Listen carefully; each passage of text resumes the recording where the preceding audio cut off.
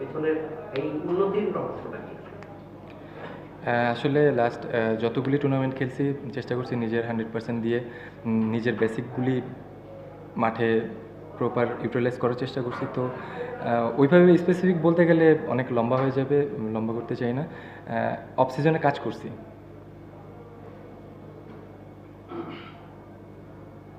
অভিনন্দন। যদি একটু আপনার বাবু ভাইয়ের সাথে একটু রিলেট করতে চাচ্ছিলাম, আপনার জাতীয় দলের যদি অধ্যায়টা দেখি, তুলনামূলক আসলে তার চাইতে এখন বেশ অনেক বেশি ম্যাচিউর নিজেকে মনে হয়।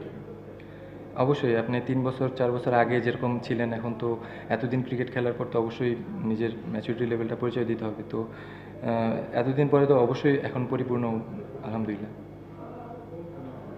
দেখা গেল ম্যাচে আপনার সেঞ্চুরিটাই ডিফারেন্স মেক করে দিয়েছে এই ম্যাচে। তো এরকম লং ইনিংস খেলতে আসলে কতটা তৃপ্তি, এবং খুলনার জন্য এই মোমেন্টামটা শেষ ম্যাচ জিতে প্লে অফে যাওয়ার কতটা আত্মবিশ্বাসী এখন?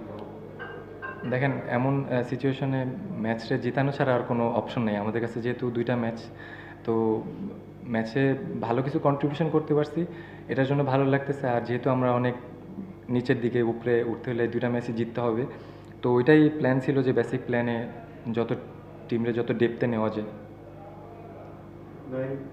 কয়েকদিন আগে একটা ম্যাচ আপনি ভালো খেলছিলেন, আলটিমেটলি শেষ পর্যন্ত যেতে পারেনি পরিশেষে। সো ওই দিনের মানে আক্ষেপটা কেমন ছিল, আর আজকে এরকম একটা ইনিংস খেললেন, আলটিমেটলি সেই আক্ষেপটা প্রশ্ন ছিল, কিংবা আজকের ভালো লাগাটা? না, সত্যি কথা বলতে কোনো আক্ষেপ নাই।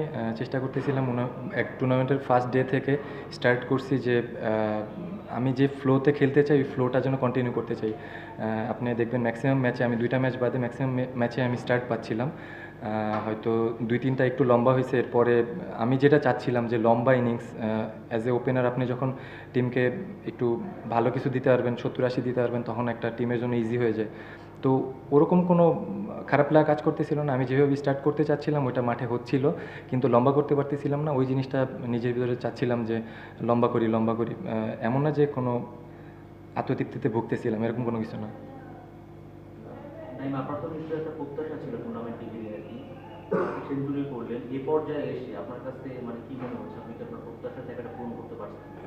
না, সত্যি কথা বলতে কোনো প্রত্যাশা ছিল না। বেসিক প্ল্যান যেটা, যে আমি আমার খেলা এই প্রসেসে যাইতে চাই, যে এরকম কোনো এক্সপেকটেশন রাইখা টুর্নামেন্ট স্টার্ট করছি এরকম কোনো কিছু না। আমি নিজে চেষ্টা করতেছি যে যেটা বলতেছেন যে কোনো লক্ষ্য সেট করে আমি টুর্নামেন্ট খেলতেছি না। আমি নিজে ইমপ্রুভ করতে পারতেছি কিনা এই জিনিসটা চেষ্টা করতেছি।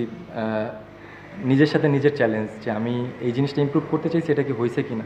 তো নিজের সাথে নিজের চ্যালেঞ্জ, ওরকম স্পেসিফিক টুর্নামেন্টের স্টার্টের আগে এনসিএল যখন স্টার্ট হয়েছে কোনো লক্ষ্য ছিল না যে হাইস্ট রান গেটার হইতে হবে বা